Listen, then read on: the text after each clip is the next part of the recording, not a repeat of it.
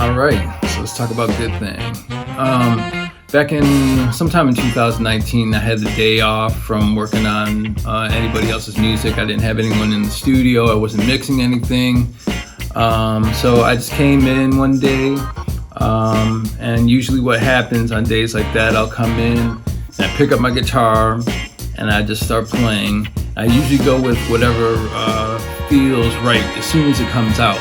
So this particular day, it just felt right. Whatever, I just went with whatever came out of my fingers. So I wrote the entire song. Probably only took me about 10 minutes or so. And then I went over to the drums, and I was singing the song in my head, and I just laid it down, no click track or tempo or anything, just played what felt good. After that, I picked up the bass, laid down the bass line, laid down the guitar line, and that was it. And I just sat on it for months and months. Then a few months ago, in 2020, Darby Wolf and Peter Lexi were over here at the studio. We were rehearsing for a show, and at the end of the rehearsal, I asked Darby to play organ on the song. And while he was doing that, Pete said, "Hey man, this thing's killing. I got an idea for a second guitar part." And I was like, "Bet, cool. Plug in, let's record it." And I still didn't have an idea of what the song was about or what it was for, but all of a sudden it hit me. New Crushed Velvet and the Velveteers album. And I have a bunch of songs for the album already recorded, bass, drums, and guitar that I laid down. So next step was to lay down the vocals. So I hit Kim up and I told her I had an idea for a vocal part, but I'm not going to tell you about it. I just want to hear what you're going to do with it. Sent her the tune, and she got back to me immediately and just knocked it out of the park.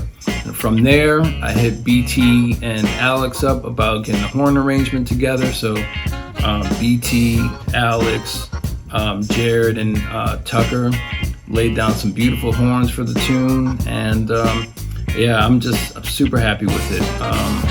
Everybody just did their thing, and it came out great. So Alan Evans sent me the music that he had recorded for Good Thang and said, "I think you'd be really good for this tune. Let me know what you think." And I listened to it, and immediately I was like, "I know what to do with this song."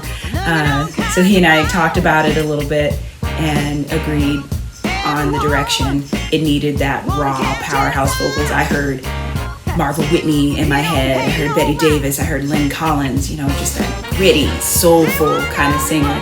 I just took it and ran with it. And the groove for it is so driving. And I just pictured some dude walking down the street with a lot of swagger and people watching him and wondering what that swagger was all about, that's just that was the inspiration. It's just the groove, as it is for any good soul tune, I think. And it just came really, really easily. The lyrics came very fast. I usually rewrite lyrics a lot, and I made very few edits on this tune because it just felt right. And I think when you just stick to the feel on tunes like this, you can't go wrong. Yeah, it's a fun tune though, right?